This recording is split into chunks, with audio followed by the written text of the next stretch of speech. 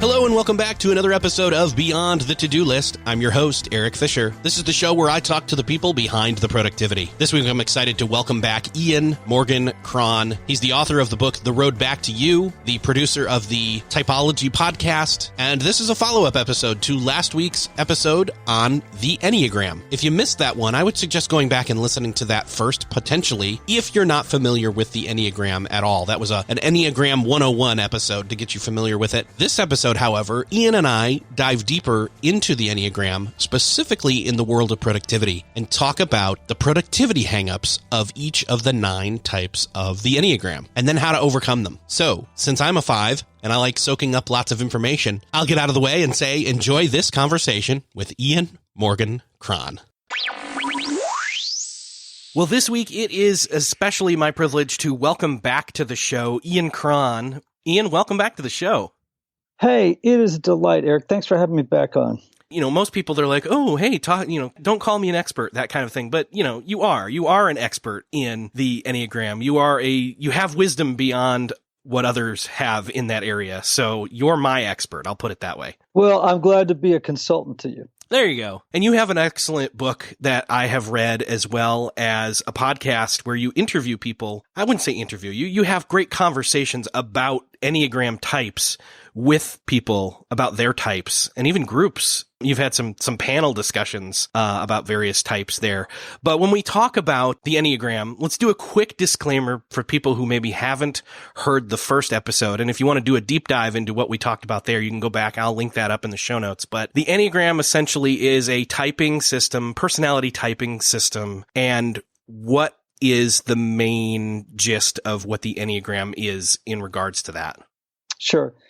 So as you said, it's a personality typology that teaches there are 9 basic personality types in the world, one of which all of us gravitate, toward one of them in childhood in order to feel safe and to cope in the world.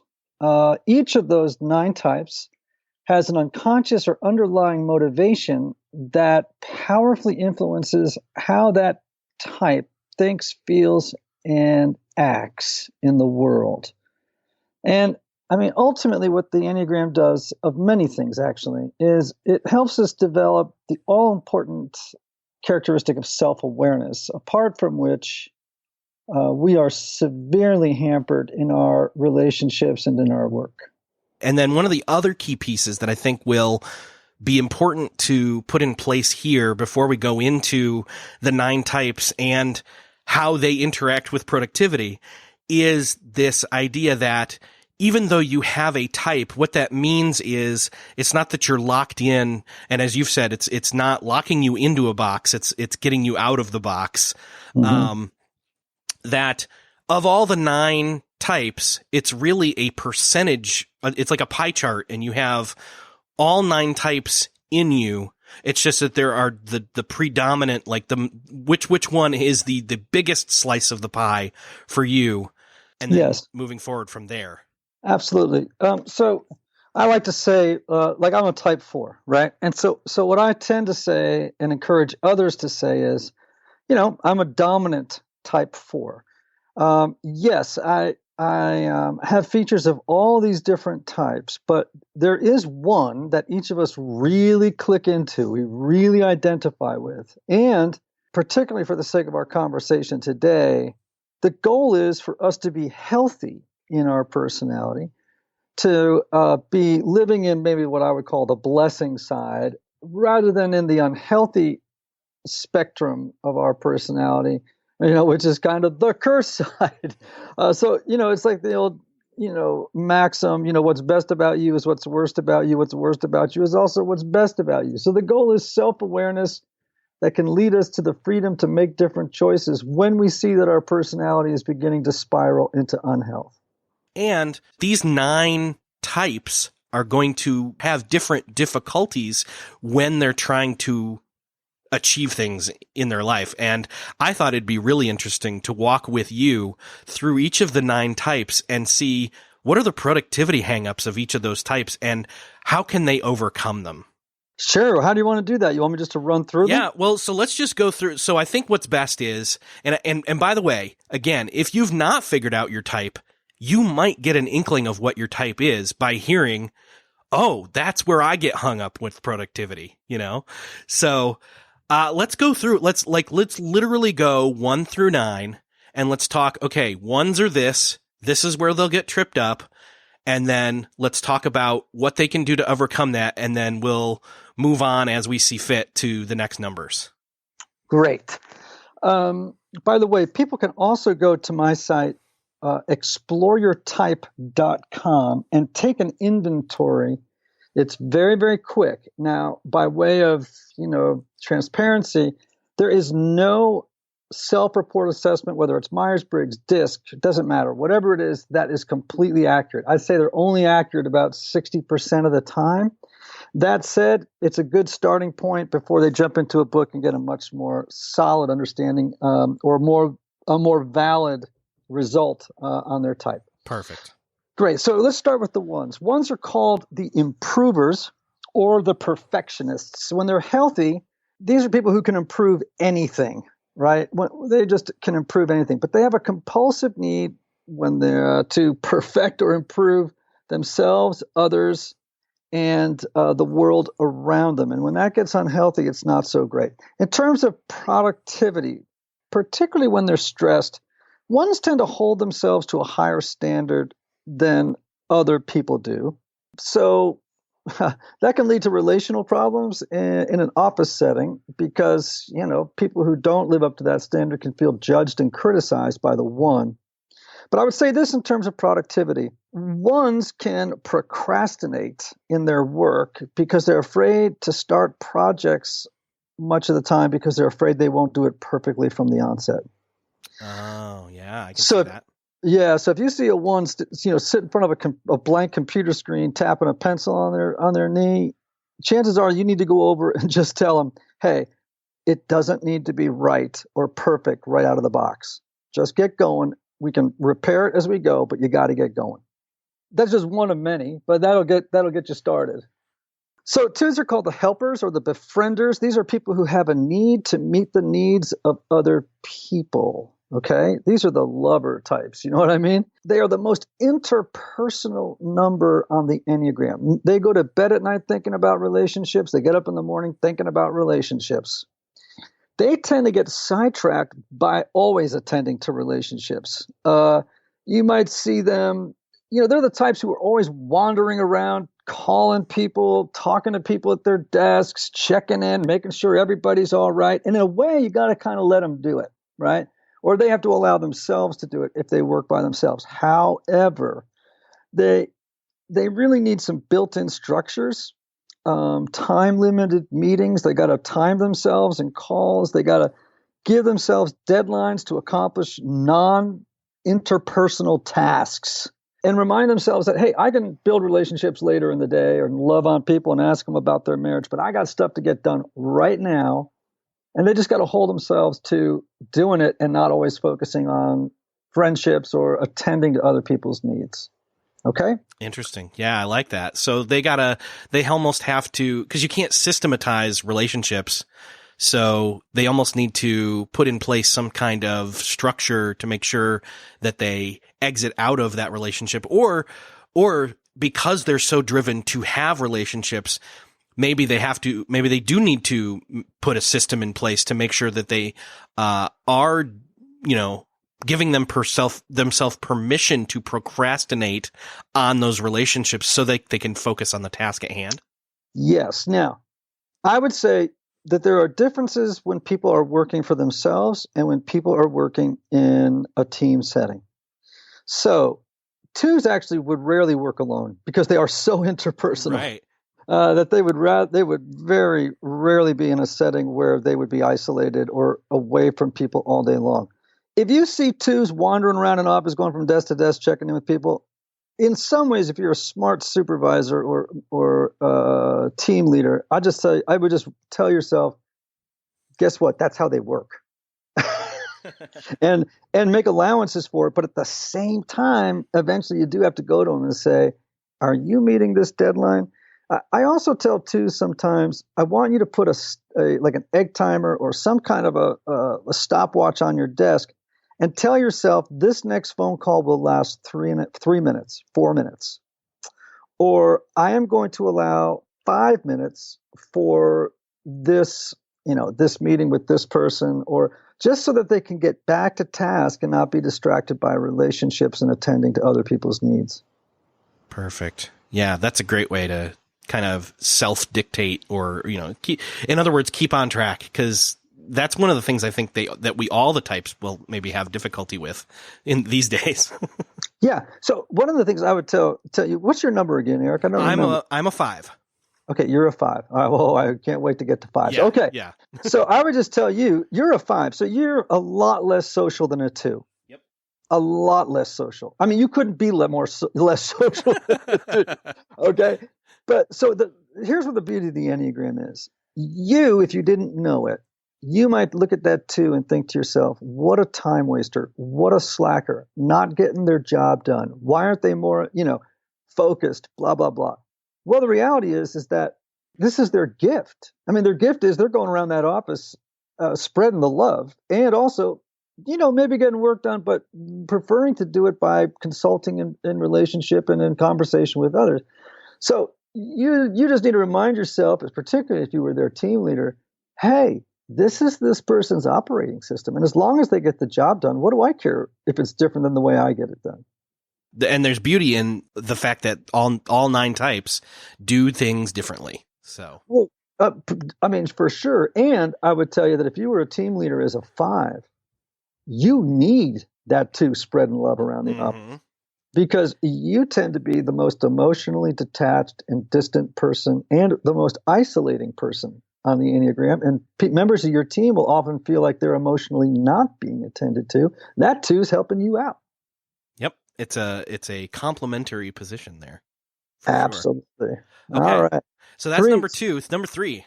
Yeah. 3s are called the achievers or the performers. These are people who have a powerful, compulsive need to succeed and avoid failure at all costs. So these are people who are all about productivity, effectiveness, and here's the big one, accomplishments. You've never met people who can get more done on the Enneagram than 3s. They just love to set up goals and check off lists. And I'm just saying, they just accomplish more efficiently. They're the most productive number on the Enneagram. Okay. Now, the problem with 3s can be is that in order to get jobs done, efficiently and in short order, these are very competitive, ambitious people. They want to cross the finish line first. They want to crush competition. They want to get over that line first so that they're recognized as successes. The problem is, to get over the line first, they have a tendency to cut corners. And when you cut corners, it can diminish, or sacrifice the quality of work. The other thing that they might do is they might, quite frankly, work themselves to death. And so productivity is not about, overworking and, killing yourself. It's actually about working smartly so that you have margin to attend to the really important things in life, like relationships and, developing yourself as a human being. Is that correct? That's definitely correct. As you were talking about number 3s, I couldn't help but picture the friendly competition that 2 3s that we both know, Michael Hyatt and Jeff Goings, have had, where they were kind of competing to see who would appear on my show the most number of times. So, and then I kept thinking of Michael and how one of the huge things that he's done to temper his drivenness towards success is finding the true meaning of success, which is this collaboration or cooperativeness that achieving and rest have together. If you've been around him at all lately, not lately, but just for a long time now, like that rest, that balance, that not working weekends, that having the appropriate recharging is there. So he's an example of an extremely healthy 3. Yes, he is. Now, I would also tell you, threes are not detail-oriented people. I like to tell people, these are tell and sell types, right? They want to get out there and tell people about what it is they're doing or what it is they're selling or whatever it is they're promoting and tell them about it and sell it, right? Now, they don't want to get into data or analytics. They kind of can breeze by stuff that they should pay attention to in terms of details. And again, this can cause problems in relationships with clients, or create more work for them than they really need, or however it is. They're always going to be looking to fives and ones, saying, "You guys take care of the details and the analytics. I don't want to sit through that. I want to get out on the road and tell people about what we're doing." I always have to tell them, you guys cannot skimp on the details, because eventually that's going to cause you more work than it is if you just do it right the first time. Yeah. And so that's where, someone like me, a 5, can be an extremely powerful teammate to a 3. Mm-hmm. Absolutely. And ones can as well. And actually, sometimes they'll get into a little bit of they can get into a very tense relationship, ones and threes, because they want things done thoroughly, and they want very strict attention to detail, and they're very hung up on protocols and rules. Threes love to bend rules to get the job done and to get over the finish line first. They don't care as much about details because it slows them down. And so you can see where the rub is. Now, if they understand each other, then one can compensate for the weaknesses of the other. But if they don't, you're going to run into some real relational problems. Sure. All right. What about 4s? Yeah, so 4s are very interesting. 4s are the most creative types on the Enneagram. They have a compulsive need to be unique and special. I mean, they really are the artist, creative types on the Enneagram. They're also the most sort of feeling-oriented type on the Enneagram. So one of the things I have to tell 4s all the time is they have to get out of their imaginations, where they have incredibly rich imaginations. I'm a 4, right? I'm an author. This is what I do for a living, is imagination, right? I'm a songwriter. This is the sort of the pool that 4s will often swim in. Now, where they can get into trouble with productivity is they get a million ideas, and then they can get caught up in the feelings associated with them and then just never execute. So again, what I'm always telling 4s, for example, I'm telling myself is, buckle down, get it done. You just can't forever be telling your friends about this great idea for a screenplay or a book. You got to settle down at the desk and actually do it, and be able to not allow feelings about different things going on in your life to stand in the way or distract you from getting your work done. So as a 4, do you have any tips on how people can do that? Where even if they're not a 4, because I have that happen where I've got, certainly, oh, that's a great idea for a thing. Oh, crap. I don't have time to work on that right now, but I want to go down the internet hole of searching and thinking about it. How do we do that? Well, the first thing is, Eric, don't go down the wormhole of the internet. I mean, if you know that to be true about yourself, which it is for 5s, I would just say you can't do it. I mean, just know when you are sliding down into over research and, just getting yourself up into that mental realm inside the cave of your thinking and needing to acquire knowledge and information.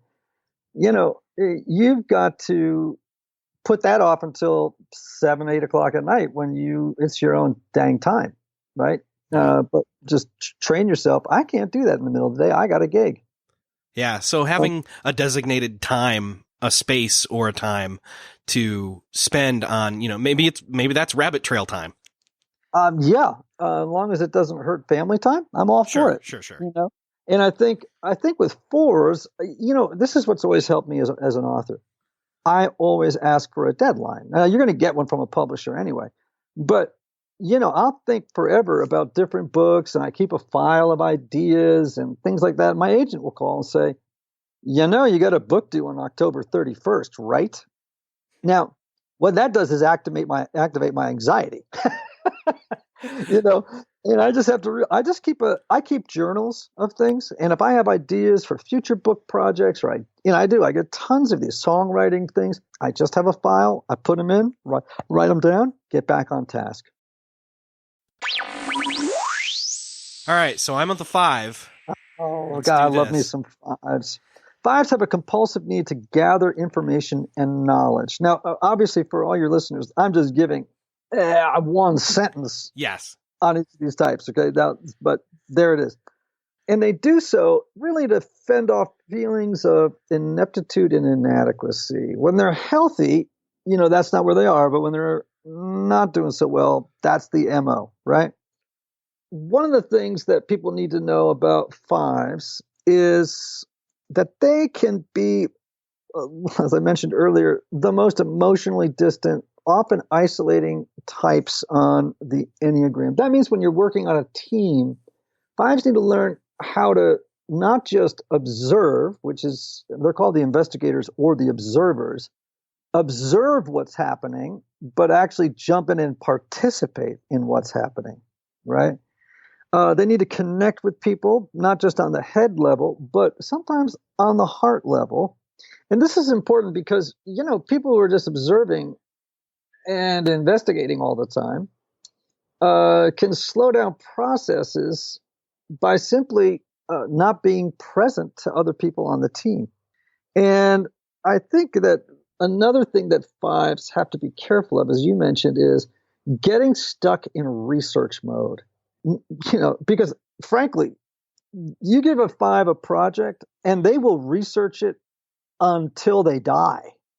Until you stop them and go, that is enough research, get on to the next step of actually using your research to put together whatever it is that you're responsible for doing at this point. They're wonderful, wonderful people. They do get bored after a while. Once they've researched a project to death, they want to move on to another one and get more information, right? So I mean, just in terms of productivity, I also put time limits on a lot of their projects and tell them, look, once you're done with this, move on to something else, or you're going to slow down and just sort of lose your effectiveness and not be in your sweet spot. Sounds like me. Does that sound like it's right? It does, yeah. I can keep myself busy researching something instead of actually working on the thing to completion. And I can definitely get bored easily. So, well, let me just tell you, I have a dear friend of mine who I actually would bet listens to this show. So he will know who I'm talking about, okay, which is funny. He is a five. He's been working on a book project, and his wife is an editor at a publishing company.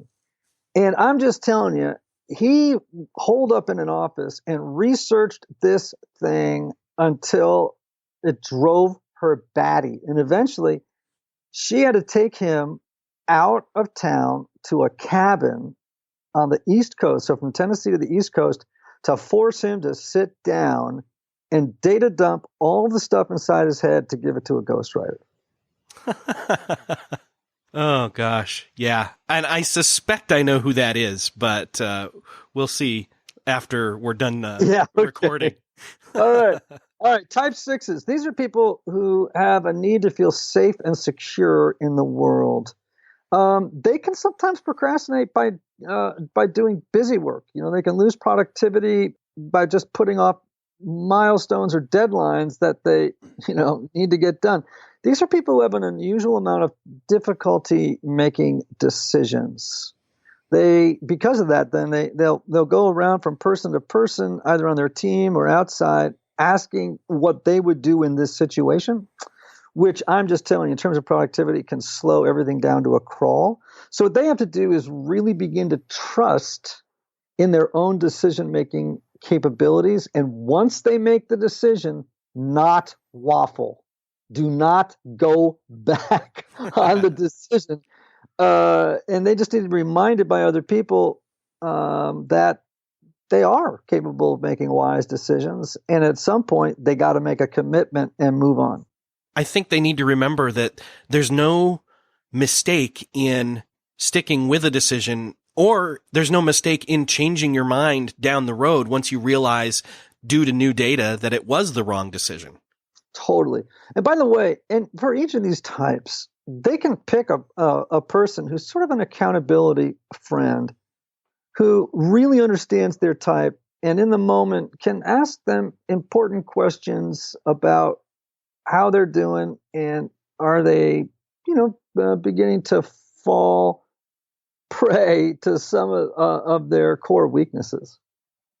Yeah, well, and that's, I think, if any message can be taken away, that is one of the greatest things there, is that there's strength in self-awareness, but there's strength in self-awareness tooled or partnered with accountability and companionship, collaborative, team self-awareness, in other words. Oh, man, I'll tell you what, I do this stuff with team. In fact, I did it for Hyatt's team 3 times. I recently did it for, I think, all of Ramsey Solutions, and that was about 700 people. And I'm just telling you, when people know each other's types, you ought to see what it does for efficiencies and for friendships. Because finally people know, oh, you see the world entirely different than I do. You interpret information differently than I do. And so if I know how you do it, I can not only be compassionate, I can work more efficiently with you because I'm not going to waste your time by making the really dumb assumption that if you're a different type, that you operate the same way that I do. Oh, yeah. That's one of the biggest mistakes that we actually do make, is thinking that everybody sees it the same way and everybody else is just wrong. Well, right. We all have a philosophy of life, and we assume that if anyone else deviates from it, that they're just not very smart. Yeah. Okay, so that's a 6. Let's move on into the last 3 here. All right, 7s are called the enthusiasts. These are amazingly wonderful people. They're joy bombs. They have a compulsive need, though, to always be looking for the next great adventure, the next great escapade. They're always looking into the future, and they do so with this incredible optimism and with this belief in the unlimited possibilities of what's to come. Now, that can be a great gift, but their downside is when they use it to avoid psychological and emotional pain. These are people who are really averse to any difficult emotions or unpleasant experiences. And so if they're not careful, they become known as kind of the Peter Pan types who never want to grow up. Now, these people are amazing at the front end of a project. These are people who are rockets when it comes down to startups, for example, entrepreneurs, amazing people who can see possibilities, overlapping patterns that other people simply can't see. Here's where they get in trouble. They have monkey mind. They have limited attention spans. As little kids, they often get, I think, improperly diagnosed as having ADHD. The thing you got to do with these folks and what they have to do to be productive is, I tell them, you don't need a to-do list. You need a to-finish list. Because they get distracted, they get 3/4 of the way through something, and then they want to move on to something else. And that will really sacrifice efficiency and productivity. So that's a big thing for 7s. Yeah. Okay. So now 8. Oh, man. 8s are called the challengers. Someone asked me about what I thought, what number Donald Trump was the other day. And as a joke, because I don't know, I just said, I think he's an 8 with a West Wing. Great. This is a challenger. These are people who have a need to assert authority and control over the environment and over other people. They're just take charge human beings. If they're not healthy, they're bullies. They throw their elbows around. They run people over. When they're healthy, they're Martin Luther King. So this is with each type. You can see how different they can be depending on where they are on the spectrum, from health to unhealth, from self-awareness to no self-awareness. Where these people can get into trouble is they act oftentimes before they think. They are impulsive. They need to block out time for reflection. What am I doing? Why am I doing it? Is it wise? Is it not wise? Because these people do before they think. Now, and I know what happens if you do that in terms of productivity, right? Yeah. If you're constantly having to clean up your messes because you've run people over or you've made bad decisions, well, that ain't good. And they just have to ask themselves, what's this choice going to cost me if it's wrong, if I don't take the time to really think it out? and what the way to could do that actually is to do what we just said, which is to really seek input from other people before they make decisions, particularly big ones, because I have seen more eights make decisions that have led to, weeks of cleanup and getting the ship back on track. Well, and even asking themselves, will this decision or the decision, will being impulsive here really align with my goals or my values? Yes. Yes. And we haven't really spoken. One day, let's get back on the show and talk about a related topic, but one that's actually ultimately more important than personality, and that's character. Yeah, and we can character definitely go there. Yeah, character is a different critter than because you can. It doesn't matter what number you are on the Enneagram. You could actually be any number on the Enneagram can be a person of bad character. Right. You know what I'm saying? So anyhow, different topic, different day. The other thing eights have to do, I think, by the way, is they have to always be asking themselves, how hard am I working? Because eights, more than any other number on the Enneagram, believe they're invincible, and I have seen more eights work themselves literally into a hospital for ulcers, for heart attacks, for, I got a friend of mine. I mean, they are people who are just, if you run on 120 volts, Eric, these people run on 240. Like they get plugged into the plug behind your dryer, whereas you and I get plugged into wall outlets. So they just also have to be careful because they can work themselves into a hole, and that's not good productivity. That's just obsessive, lack of discipline. Now, how does this relate to or compare to a 3? Yes. Thanks for saying that. A 3 needs to slow down because they become workaholics in service to being successful. Now, I have seen 3s do the same thing.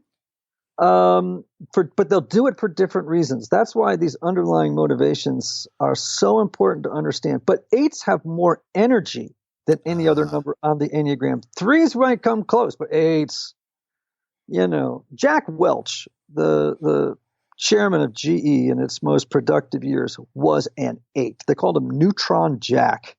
Right. And I knew people who worked for Jack Welch. This guy never went to sleep. He'd be texting you at 3:00 in the morning.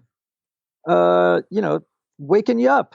And, eventually people like this can really hurt themselves. They don't take vacations. They just drive and drive and drive. And, they just have to be aware of it. Yeah, man. All right. So finally, we're at number 9. Yes. The number actually that has the least amount of energy or stamina on the Enneagram. These people are called the peacemakers. They have a compulsive need to avoid conflict at all costs. They love the status quo and they love predictability. They love, these are probably the number on the Enneagram who are going to struggle the most with productivity. Now, that does not mean they can't be productive, because let me tell you something. Once these people get going and they conquer inertia, which is a big problem for them, they can work. They can just go on forever. They'll just work and work and work. And by the way, I think Ronald Reagan was a 9. I'm almost sure of it. I think Bill Clinton was a 9. I mean, there have been a lot of 9 presidents because they're peacemakers. These guys and women know how to make deals because they can see the world through everybody's eyes and bring everybody to the table and find middle ground. Now, in terms of their productivity, these are folks that struggle with self-doubt, they have a lot of trouble making decisions because decisions means, potentially coming into conflict with other people because, decisions aren't always, popular. 9s will often say yes to stuff when they should say no because, they don't want to, again, cause conflict and disappoint somebody. So this is the thing they really have to watch out for. I don't know. I mean, there are 9s that are ambitious, but I'd say for the most part, most 9s self-report as being just happy to be in middle management and just stay there because they don't like to take work home on the weekends. They don't like to take it home at night. They are easygoing people. They're not driver types. So the thing I would say about them is sometimes in their mind, they just, well, I should say, how am I going to say?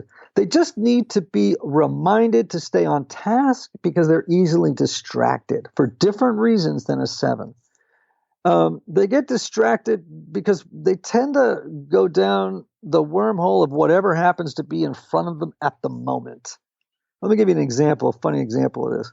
So I had a friend of mine named Ed, and Ed, I came over to his house one day. He's got a lawnmower, a riding mower on his front lawn running. The lawn is half done, and there's nobody on the mower. So I go in the house and I go, "Hey Ed, what are you doing?" And I go in the back room. He says, "I'm back here." And he's sitting at his desk doing something. I'm like, "Well, dude, do you know your mower's running outside?" And he's like, "Oh my gosh, I forgot." I said, "Well, what happened?" He says, he said, "Well, Barbara called my cell and she needed something in the house, a phone number. I came in to get it. And then I saw this envelope from the IRS and I sat down and started to do my taxes." And I'm like, what? I mean, so this is, 9s can do this. It's sort of this sort of wandering, diffuse attention. You got to get them focused and you got to keep reminding them to stay on task and finish it up. Again, that 9s can't afford, of any number on the Enneagram, 9s need lists. And they need oftentimes help getting that list prioritized because they have a real weakness when it comes to knowing what to do first. This sounds like my mom. I mean, yeah. Oh gosh. They're wonderful human beings, Yeah. but they can really be frustrating for a 3 or an 8 or a 7 because it's like, oh my gosh, it's like, can you not stay on task and get this doggy done?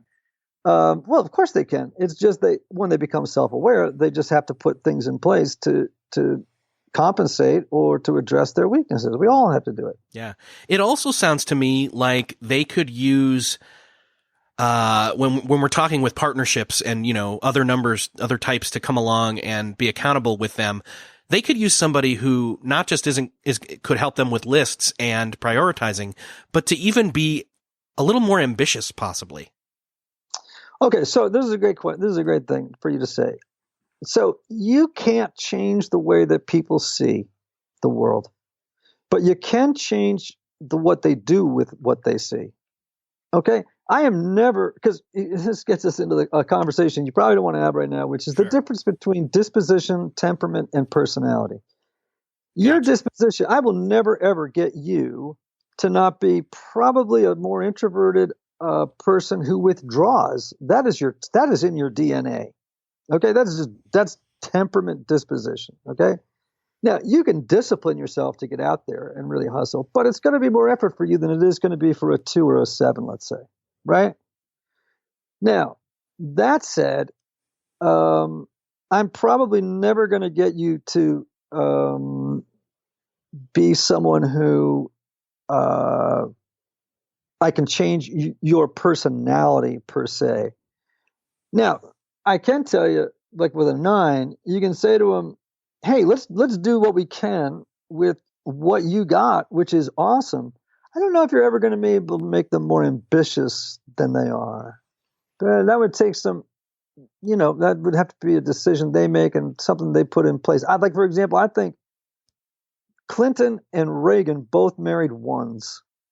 I see more 9s marrying 1s than any other. Like I don't know what it is about 9s and 1s. They just find each other. Is your mom married to a perfectionist? Is your dad a perfectionist?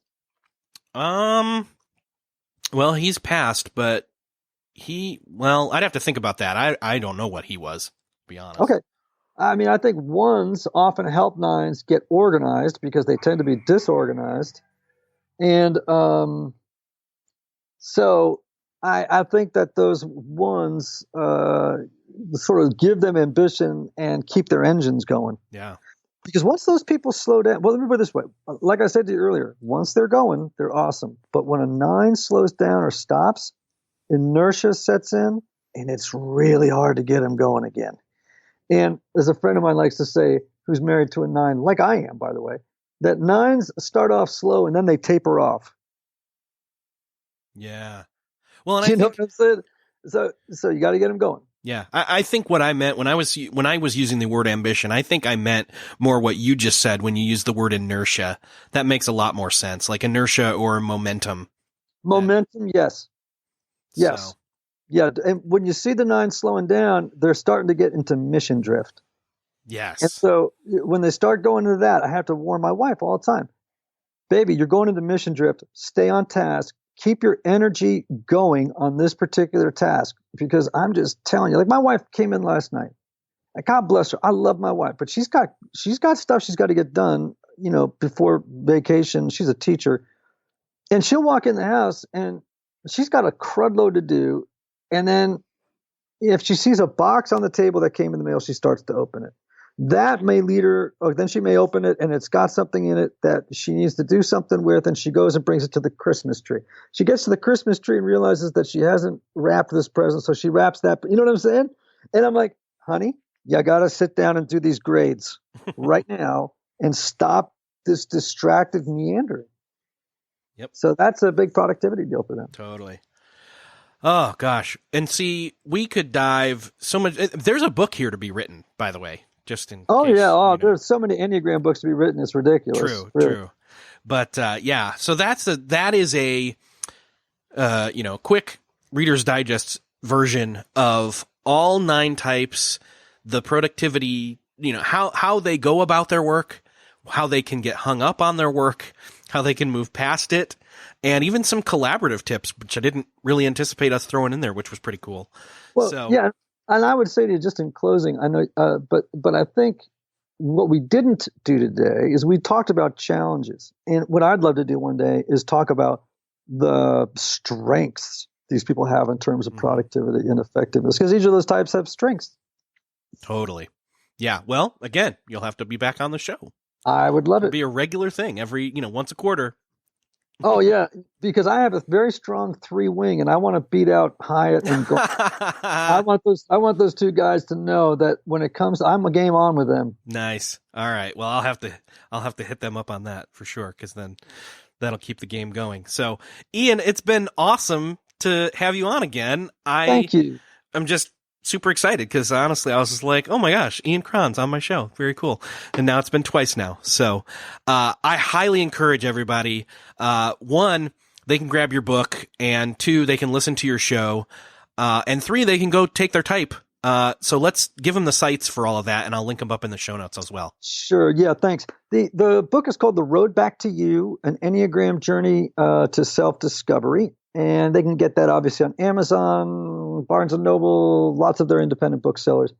They can go take an inventory of mine, exploreyourtype.com. They can go to theroadbacktoyou.com. My podcast is called Typology, Typology. And that's been a fantastic resource, I think, for people just becoming familiar with the Enneagram. Yeah. Yeah. It's a great way. Like it's perfect to, if you recognize a name on there and you want to listen to a conversation with Ian and one of those people, that's a great shoehorn in as well to the Enneagram. So you bet. Awesome. Ian, thank you so much for being here again. My pleasure. Take care, buddy.